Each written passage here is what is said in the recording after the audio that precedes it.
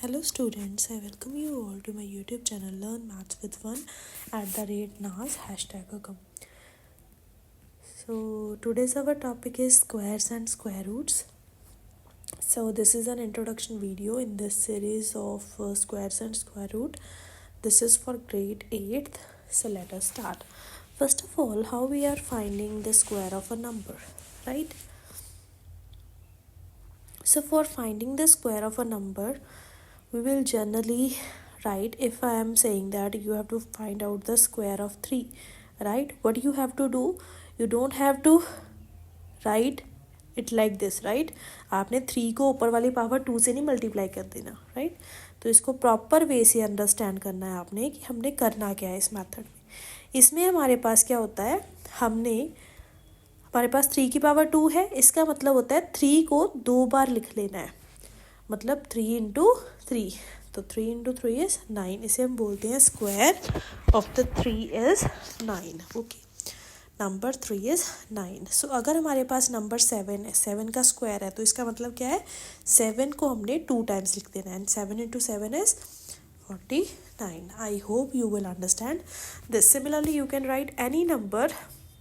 Suppose 13 square, that is 13 multiplied by 13 and you will get 169, right?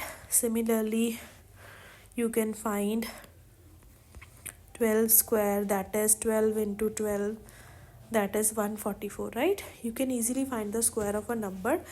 12 square, that is 12 into 12, right? Now there is another method by which we can find the square without actual multiplication. Okay, what was the procedure? We have to learn that procedure. So for that, if you have a number like this, you have a number 41, right? And you have to find out the square of 41. So firstly you have to write it as 40 plus 1 square, right?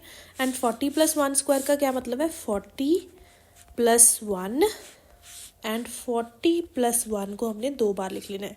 जैसे हमने ऊपर method में सीखा था, तो 3 का square हो, अगर किसी नंबर का स्क्वायर है, उसका मतलब क्या है, उसको 2 बार लिख लो, राइट?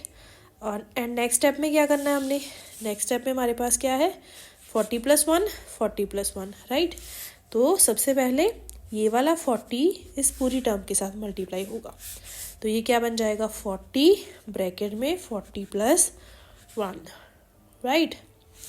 एंड नेक्स्ट ये वाला 1 इस पूरी टर्म के साथ मल्टीप्लाई होगा हमारे पास, राइट?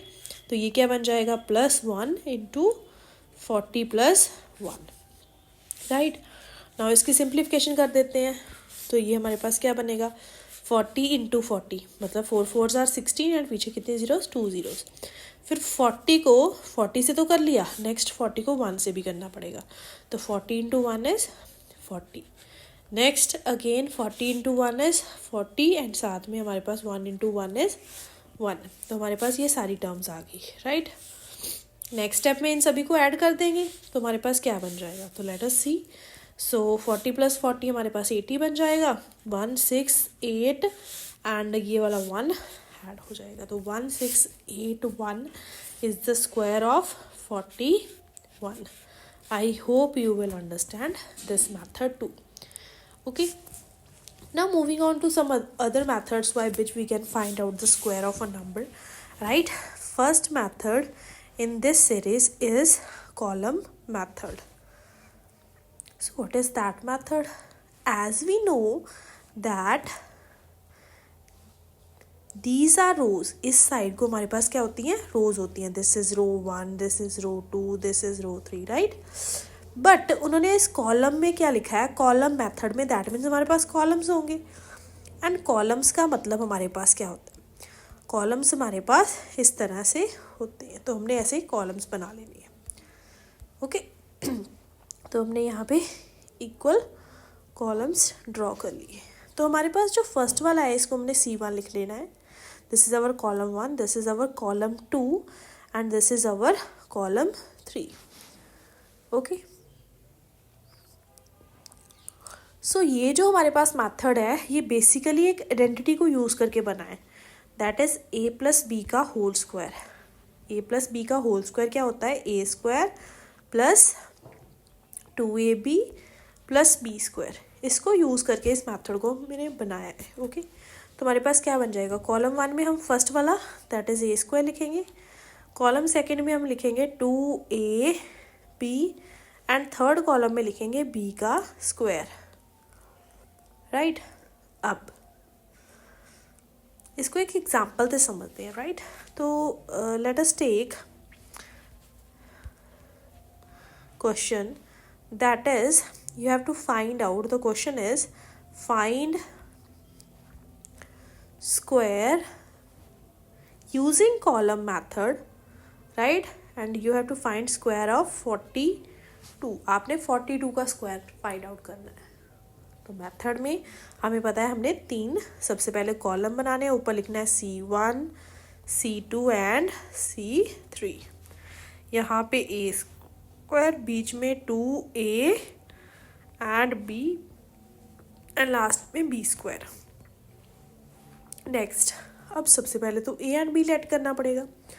तो इसमें जो हमारे पास फर्स्ट वाला नंबर है 42 में, फर्स्ट नंबर कौन सा है, 4, तो a की वैल्यू 4 आ जाएगी एंड b की वैल्यू हमारे पास क्या आ जाएगी, 2। ओके, तो यहाँ पे a क्या है, 4 है, तो 4 का स्क्वायर मतलब 4 into 4 that is 16, right. And b का स्क्वायर दैट मीन्स 2 का स्क्वायर, तो 2 का स्क्वायर हमारे पास क्या होता है, 4 होता है।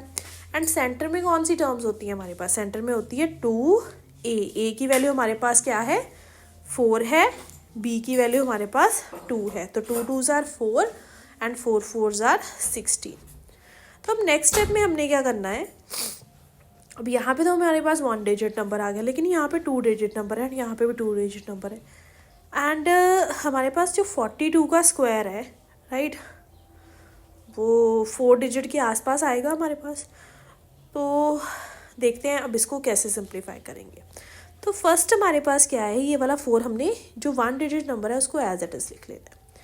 इसमें भी जो पीछे वाला डिजिट है उसको हमने एज इट इज़ लिख लिया, एंड जो ये वाला 1 है ना, इसको हमने आगे मूव कर लिया, एंड 16 में हमने 1 ऐड कर देना है, ये वाला जो हम आगे मूव करके लेके गए हैं।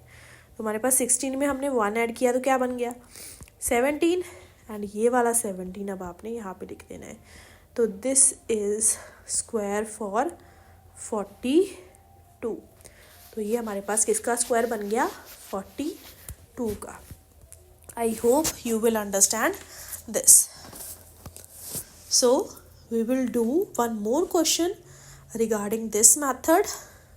As you know, the square of 12 we have already done upside, right? That is 144, right? 12 into 12 that is 144, right? अब इसको अगर उन्होंने बोला कि you have to find out by column method, right, what you have to do, so आपने 3 ऐसे columns बना लेने हैं, यहाँ पे C1, यहाँ पे C2, यहाँ पे C3, राइट। तो आपको आंसर पता है कि 144 आएगा, right. Okay, so let us start. देखते हैं इससे आंसर 144 आ रहा है हमारे पास कॉलम मेथड से या नहीं। नाउ C1 में हमें पता है हमने क्या लिखना है, a का स्क्वायर, C2 में 2ab एंड C3 में b का स्क्वायर। a की वैल्यू को आपने 1 लेना है एंड b की वैल्यू को आपने 2 लेना है। तो यहाँ पे 1 का स्क्वायर दैट मीन्स 1, एंड यहाँ पे 2 का स्क्वायर दैट मीन्स 4, एंड यहाँ पे क्या होता है 2, a की वैल्यू 1, b की वैल्यू 2। तो हमारे पास क्या बन जाएगा, 2 2s आर 4, 4 इंटू 1 इज़ 4। तो इसमें तो आ ही 1 डिजिट नंबर है, right. So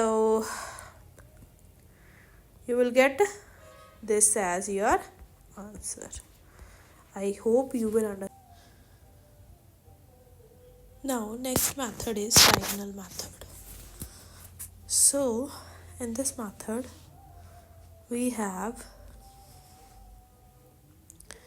to make a box like this. Okay, अगर हमारे पास कोई 2 डिजिट नंबर है तो हमने ऐसे बना लेना है, अगर 3 डिजिट नंबर है तो 3 into 3 का बॉक्स बनाना है, अगर 2 डिजिट का है तो 2 इंटू 2 का, मतलब रोज भी उसमें 2 एंड कॉलम्स भी उस पर 2 होने चाहिए। तो 1 2 कॉलम एंड रोज भी 2 हैं, 1 and 2 rows, right. Now next, अब ये करने के बाद जैसे मैंने 42 का सपोज स्क्वायर फाइंड आउट करना है, तो इस मेथड में क्या होता है, यहाँ पे 4, यहाँ पे 2 एंड इस साइड में 4, इस साइड में 2 एंड अब यहाँ से डायगोनल ड्रॉ करने हैं, कॉर्नर से ऐसे ड्रॉ करने हैं, राइट।